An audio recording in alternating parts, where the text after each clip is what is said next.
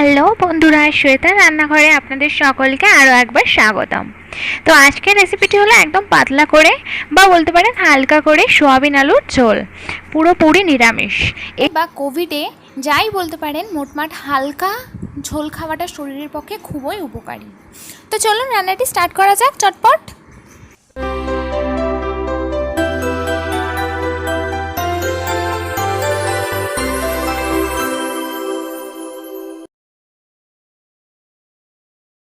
তো আমি এখানে সাদা গোটা জিরে নিয়ে নিয়েছি, এগুলো সব আমি কিন্তু মিক্সার গ্রাইন্ডারে দিয়ে দিচ্ছি একেবারে। তো এরপরে আমি কিছুটা আদা কুচিয়ে নিয়েছি, দেখুন ফ্রেন্ডস এরকমভাবে কুচিয়ে নিয়েছি, কুচিয়ে আমি মিক্সারে দিয়ে দিলাম।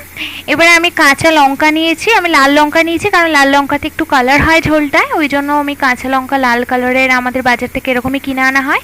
এরপরে আমি একটু বেশি করে টমেটো নিয়ে নিয়েছি কারণ এটা পুরোপুরি নিরামিষ, তো টমেটোটা একটু বেশি থাকলে ভালো লাগবে। আর এখানে আমি কিছু আলু এরকম ডুমডুম করে কুচিয়ে নিয়েছি, ভালো মতন করে কেটে নিয়েছি। এবার দেখুন এখানে আমি সোয়াবিনগুলো কিন্তু সেদ্ধ করে রেখে দিয়েছি, দেখুন সোয়াবিনগুলো সেদ্ধ করে আমি এক জায়গায় রেখে দিয়েছি। এবারে ফ্রাইং প্যানের মধ্যে কিন্তু আমি অয়েল গরম করতে দিয়ে দিয়েছি, তার মধ্যে সাদা জিরে ফোড়ন দিয়ে দিয়েছি।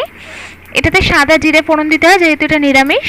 তো এর মধ্যে এবার আমি আলু দিয়ে দিচ্ছি, আলুগুলোকে আমি একটুখানি নাড়াচাড়া করে ভাজা ভাজা করে নেবো হালকা করে। দেখুন ফ্রেন্ডস, তো আমার চ্যানেলে নতুন হলে চ্যানেলটিকে সাবস্ক্রাইব করুন, পাশে থাকা বেল আইকনটা অবশ্যই প্রেস করুন পরবর্তী রান্নার ভিডিওর নোটিফিকেশন সবার ফার্স্টে পেতে। তো এবার দেখুন ভাজা ভাজা হয়ে গেছে, আমার আলুগুলো কিন্তু লাল লাল হয়ে গেছে। আমি কিন্তু মশলাটা দিয়ে দিচ্ছি যেটা আমি মিক্সার গ্রাইন্ডারের মধ্যে পেস্ট করলাম, আদা টমেটো ও সাদা জিরের পেস্টটা আর কাঁচা লঙ্কার। তো দেখুন এবার আমি নাড়িয়ে চাড়িয়ে নিচ্ছি হালকা করে, মশলাগুলোকে ভালো মতন করে ভেজে নেব। ফ্রেন্ডস, আমার ভিডিওটি ভালো লাগলে অবশ্যই লাইক করুন আর বন্ধু বান্ধবদের শেয়ার করুন, এরকম পাতলা ঝোল তারাও খাক, শরীরও ভালো থাকবে আর মনও।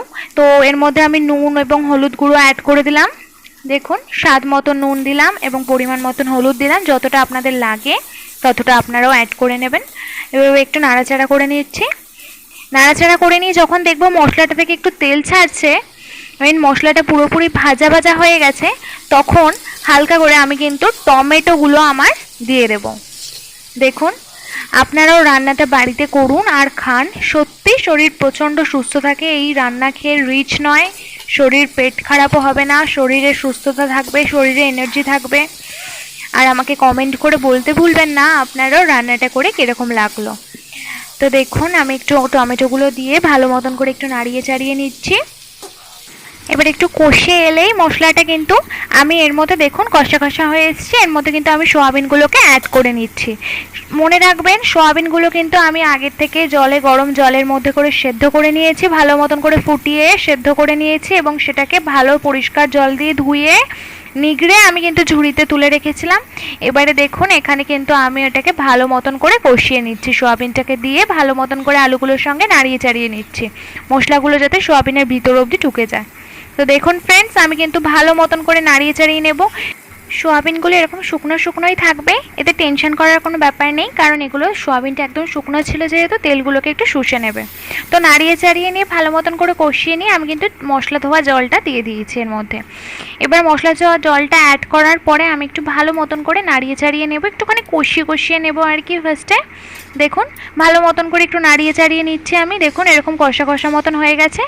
এবার আমি কিছুক্ষণ নাড়ানোর পরে আরও একটু জল অ্যাড করে দিয়ে এটাকে 10 মিনিট মতন ঢাকা দিয়ে রেখে দেবো, ব্যাস তারপরেই হয়ে যাবে আমাদের সোয়াবিনের ঝোল একদম পাতলা করে রেডি। আর যদি আপনারা কষা রাখতে চান তো দেখলেন ওরকমভাবে রেখে দেবেন তাহলেই হয়ে যাবে। দেখুন আমাদের সোয়াবিনের ঝোল কিন্তু রেডি, তো চলুন সার্ভ করে নেওয়া যাক।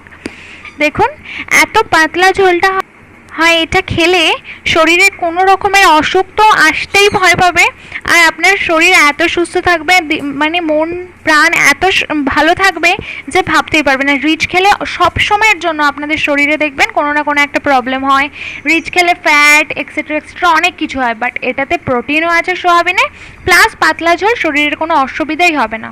তো ফ্রেন্ডস আমার এই পুরো ভিডিওটা দেখার জন্য অসংখ্য ধন্যবাদ। রান্নার সম্পর্কে আরও জানতে ডেসক্রিপশন বক্সে